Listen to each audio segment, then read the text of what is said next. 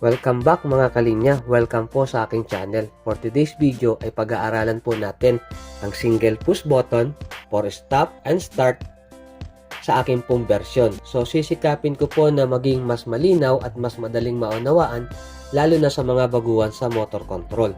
Last time po gumawa po ako ng single push button using normally open contact for stop and start also on multiple station gamit ang latching relay. Pakisilip na lang po ang link description below. Sa mga bago po, huwag po natin kalimutang mag-subscribe and hit the notification bell button para palagi po kayong updated sa mga bagong videos. Salamat din po sa mga sumusuporta sa maliit na channel na ito. God bless po sa inyong lahat.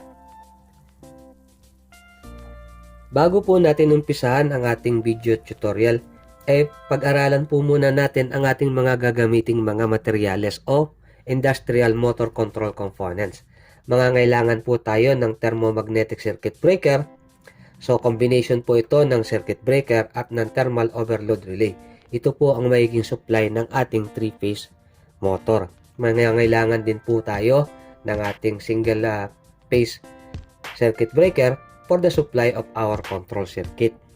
Isang magnetic contactor, dalawang electromagnetic relay 14 pins. Mangangailangan tayo ng push button normally open contact with terminal 3 and 4. So meron po tayong nakalaan na tatlong indication light. So pag napagana po natin ating control circuit, so ito po ang ating mga indication light. Meron din po tayong mga terminal blocks for our 3-phase motor, for the line supply and for the neutral supply. So nakakonekta na po itong lahat sa ating circuit breaker. So dito na lang po tayo kukuha ng mga line at neutral supply na ating kakailanganin habang naggagawa tayo o nagwa-wiring tayo ng ating single push button for stop and start. And then mangangailangan din tayo ng isang auxiliary contact block with normally open and normally closed contact. So dahil kulang ang ating auxiliary contact sa ating magnetic contactor, so ito po ang ating gagamiting additional contact para sa ating gagawing control circuit. So yan po ang ating mga kailangan na mga industrial motor control components. Bago po tayo magtuloy sa pagwa-wiring ng ating gagawing control circuit, pag-aralan po muna natin ang ating control diagram. So ito po ang ating line at ito po ang ating neutral supply. From the line supply, ito po ang ating push button. Once na-press po natin ang ating push button, so magko-close contact po siya. Dadaan ang ating supply line sa ating 21 and 22 normally closed contact ng ating magnetic contactor. And then pagdaan niya dito, so dahil deactivated pa ang ating R2 normally closed, dadaan dire-diretso ang ating supply line papunta sa A1 terminal ng ating R1.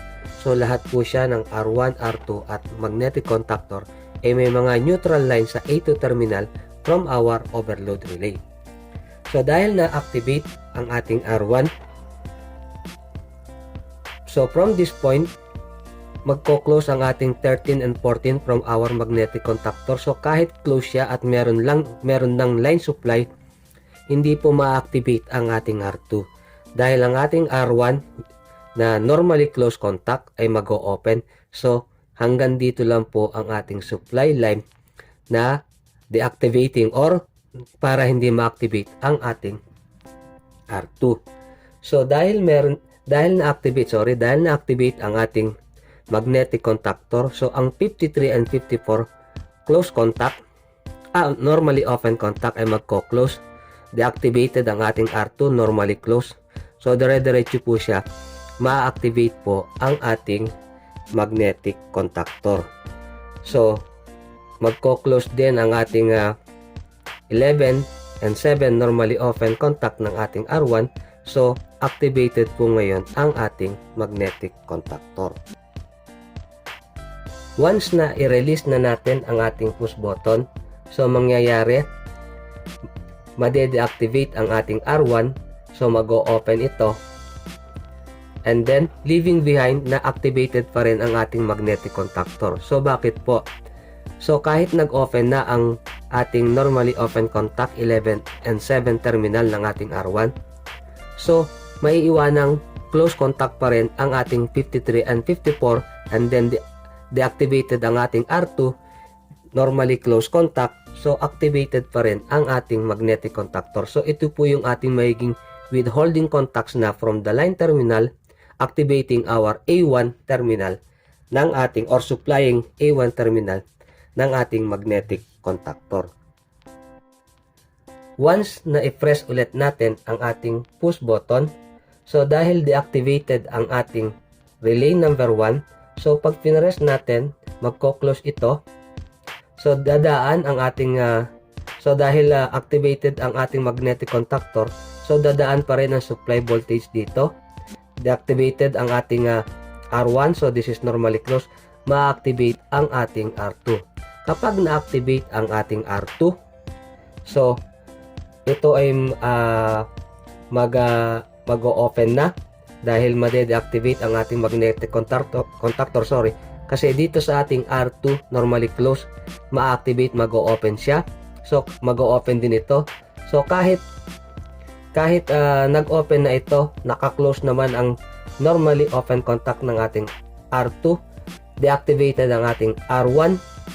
So activated ang ating R2, ma-deactivate ang ating magnetic contactor kasi babalik sa ma-activate ang ating 11 and 3 terminal, which is normally closed, so mag-o-open siya, so ma-deactivate ang ating magnetic contactor. So ganyan lang ang sequence niya. Pag pinress ang magnetic contactor, ma-activate ang ating R1. Once ni-release mo o in-unpress mo ang push button, ma-deactivate ang ating R1. Sa susunod na pag-press, ma-activate ang ating R2. Pagka na-release mo ang iyong kamay sa push button, ma-deactivate ang ating R2. So, ang magiging sequence, activating R1, activating magnetic contactor, activating R2, deactivating magnetic contactor. So, yan lang po ang ating simpleng pagpapaliwanag sa ating control circuit. Para sa mas mabilis na wiring tutorial, tulad nga po ng aking nasabi sa ating pagpapaliwanag ng ating control circuit, nilagyan ko na po ng neutral line ang ating overload relay, and from our overload relay, kinonect ko na ang mga A2 terminals ng ating magnetic contactor, relay number 1 and relay number 2. So umpisahan na po natin ang ating gagawing wiring tutorial. According po sa ating control circuit, from the line terminal, so ito po yung pupunta sa number 3 terminal ng ating push button normally open. So dito po sa ating terminal block, meron na tayong line terminal, so i-connect natin from our terminal block ang ating line papunta sa ating terminal number 3 ng ating push button normally open. So i-connect natin ang wire nito sa ating push button terminal number 3. So dito naman tayo sa ating terminal number 4 ng ating push button. For the meantime, alisin muna natin ang ating auxiliary contact block. So may i-connect tayo dito. So from the 4 terminal ng ating push button, so connect natin ang wire neto. So ito yung pupunta sa, according sa ating drawing, so sa 21 bridging our 9. So dito natin muna i-connect mas madali sa ating magnetic contactor terminal 21. So ito normally close contact. So i-connect natin, and then may isasama pa tayong wire dito papunta sa 9 terminals ng ating electromagnetic relay. So tulad nga ng aking nasabi, ang ating 21 is bridging terminal 9 ng ating relay. So isasama natin ang wire nito. So ipitan natin from 21 terminal ng ating magnetic contactor. So ito yung pupunta sa 9 terminal ng ating electromagnetic relay number 1. So mga guys, ang ating electromagnetic relay, ang terminal niya sa baba is 9, 10, 11, and 12. Dito sa gitna, normally open contact 5, 6, 7, and 8. At dito sa taas is normally closed contact 1, 2, 3, and 4. So common, normally open contact ang gitna, at normally closed contact ang ating taas. So, i-connect na natin sa terminal 9 ng ating R1 ang wire na ito.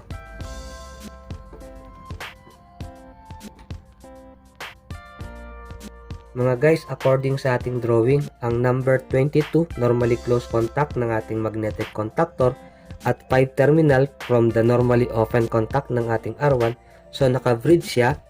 So, ito ang ating number 22 terminal, normally close ng ating magnetic contactor. So, i-connect natin ng wire na ito. And then, pupunta siya sa terminal 5 ng ating R1. So, tulad ng sinabi ko, 5, 6, 7, 8. So, hindi muna natin siya higpitan kasi meron pa tayong isasama dyan na wire. Kung makikita nyo sa ating control circuit. So, naka-bridge siya. So, pupunta siya sa terminal 9 ng ating R2 and 1 normally close contact. So, from the 5 terminal ng ating R1, so isasama na natin itong wire na to. So, according sa ating control circuit, so ito yung pupunta sa terminal 9 ng ating R2. So, ito ang ating R2, 9, 10, 11, 12. So, dito natin i-connect ang wire nito sa terminal 9 ng ating R2. And then, yung ating 1, so, dahil normally close siya, so, ito yung pupunta sa ating A1 terminal ng ating R1. From the 1 terminal ng ating R2, so, normally close contact ito. So, ito yung according sa ating drawing, so ito yung pupunta sa A1 terminal ng ating R1. So, i-connect ko na rin ang wire na to sa ating A1 terminal ng ating R1. So, on this point, tapos na tayo sa first layer ng ating control circuit. So, dito naman tayo sa portion ng ating control circuit na to. So, ang ating terminal 10 ng ating R2 at terminal 13 ng ating magnetic contactor. So, kung makikita nyo, galing din siya sa ating 4 terminals ng ating push button. Katulad siya ng terminal 9 ng ating R1 at terminal 21 ng ating magnetic contactor. So, pare-pares lang siyang galing sa 4 terminal ng ating push button. So, para mas madali, magkakaroon na lang tayo ng bridging dito sa ating 21 and 13 terminal ng ating magnetic contactor. So, dito natin i-connect ang ating supply na magiging supply sa ating 10 and 13 terminal ng ating R2 at ng ating magnetic contactor. So, higpitan lang natin. So, nilagyan natin ng bridging para sa mas madali at mas mabilis na connection ng ating ginagawang control circuit. So, dahil meron ng supply ang ating 13 terminals, so dito lalagyan natin ng wire papunta sa 10 terminals ng ating R2. So, mga kalinya, from the 13 terminals, so kinonect ko na yung wire nito.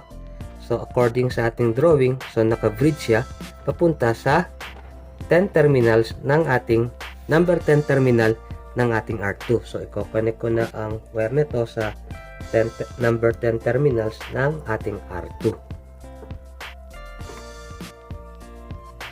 So, dito naman tayo sa portion ng control circuit nito. So, according sa ating control circuit, ang terminal number 6 ng ating R2 at terminal 14 ng ating magnetic contactor ay naka-bridge siya before going sa terminal 10 ng ating R1 na may kasamang terminal number 2 which is normally close contact ng ating R1 before going sa terminal 13 ng ating R2.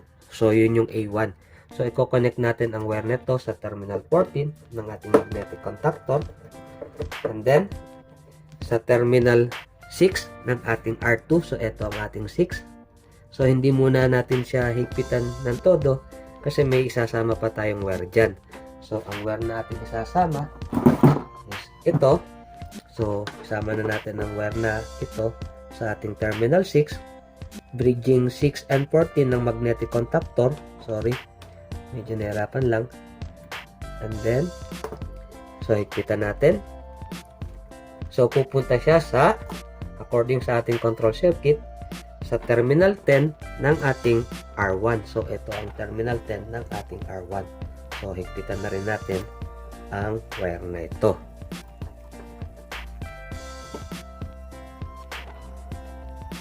From the terminal 2 ng ating R1, so ilagay na natin ang wire na ito. So, tulad ng nasabi ng ating control circuit, so siya yung pupunta sa 13 terminal ng ating R2 or A1 terminal ng ating relay number 2. So, higpitan na rin natin, connect na rin natin ang wire nito sa ating R2. So, tapos na tayo sa portion nito at sa portion nito. So, dito na tayo sa ikahuling portion ng ating control circuit. So, ituloy na natin ang ating ginagawang wiring tutorial. So, according sa ating control circuit, ang terminal 11 ng ating R1 at terminal 53 ng nasa ating magnetic contactor ay galing siya directly sa ating line supply.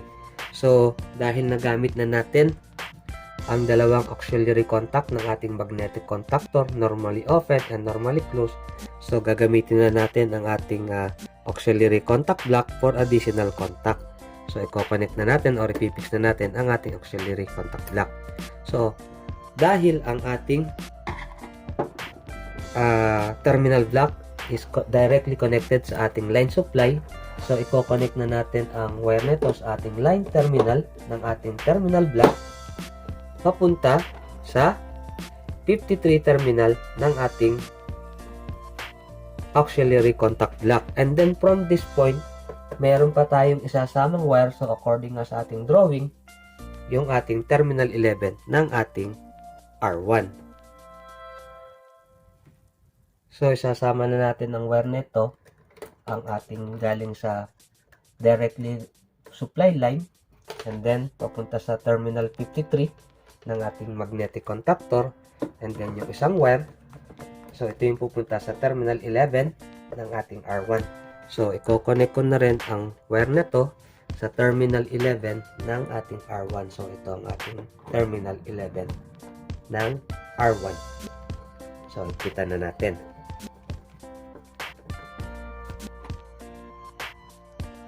So dito naman tayo sa portion nito. From the 54 terminal ng ating magnetic contactor, so higpitan ko na ang wire nito, then pupunta siya sa terminal 7 ng ating R1. So 5, 6, 7, so ito ang ating 7. So hindi pa natin siya higpitan kasi according sa ating drawing ay siyang pupunta sa 11 terminal ng ating R2. So 6, 5, 6, 7, so ito ang 7. So, connect na rin natin ang isang wire neto. So, higpitan na natin. From R1, terminal 7.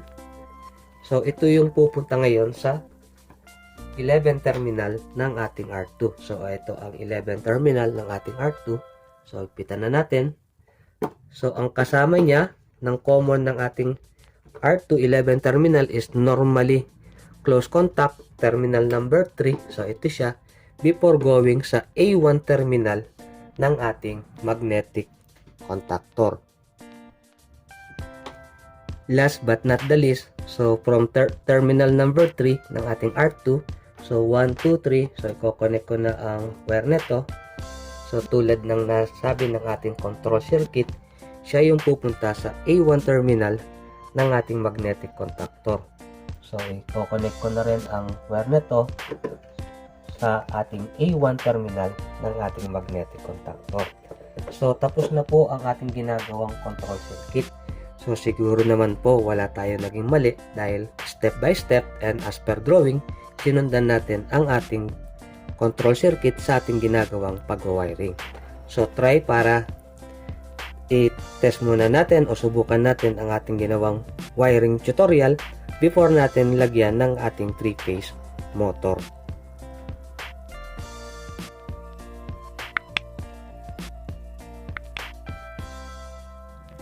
So, subukan po muna natin ang ating ginawang wiring tutorial. So, i-reset natin ang ating thermal overload relay. I-switch on natin ang ating circuit breaker for the supply of our control circuit. And then, baliktarin natin ang ating push button. So, try natin kung gagana ba ang ginawa nating pag-wiring. So, press ko ang ating push button. So, na-activate ang ating magnetic contactor. I-press ulit natin. Na-deactivate ang ating magnetic contactor. So, isusum natin ang ating camera para makita nyo ang ating relay na once na i-press natin ang ating push button, na-activate siya, and once i-release, na-deactivate ang ating relay. So, ganun din sa ating relay number 2. So, isum lang po natin ang ating camera, pero subukan pa natin muna ng isa. Press natin ang ating push button. Na-activate ang ating magnetic contactor. Press ulit natin. Na-deactivate ang ating magnetic contactor. So, isum ko po ang camera para makita nyo ang activation and deactivation ng ating relay. So, eto na tayo mga kalinya. Paki-observe na lang po yung activation and deactivation ng ating relay, ng ating R1 at ng ating R2. So, pag lumabas yung kulay-pula niya and then nawala, so yun yung activation and deactivation. So, press ko ang ating push button. So, tingnan nyo po. So, ayan, lumabas yung red niya. And then, pag hindi ko na pinindot on, in-unpress ko ng ating push button, so na-deactivate ang ating relay. So, kapag pinress ko ulit ang ating push button, ito namang ating R2 ang ma-activate momentarily, and then kapag na-release ko ang ating or in-unpress ko ang ating push button, so ma-deactivate din ulit ang ating relay. So, yun po yung sinasabi kong sequence na activating R1, in-unpress, deactivating R1, pinress for the second time, activating R2, in-unpress, deactivating R2. So, yun ang nagiging sequence niya. R1 is for activation ng ating magnetic contactor. R2 is for the activation of our magnetic contactor. So, press ko na ulit ang ating push button. Paki-observe ang ating R2. So, kita nyo, ayan, no? Na-activate siya. Pag na-release ko ang ating push button, so, ayan. So, na-deactivate siya. So, press ko ulit ang ating R1. So, ayan. So, nagkulay pula siya and then nawala. And then, press ko ulit ang ating push button. So, kita nyo ang ating R2 na-activate and then deactivate. So, pwede na po tayo mag-proceed on activating our 3-phase motor.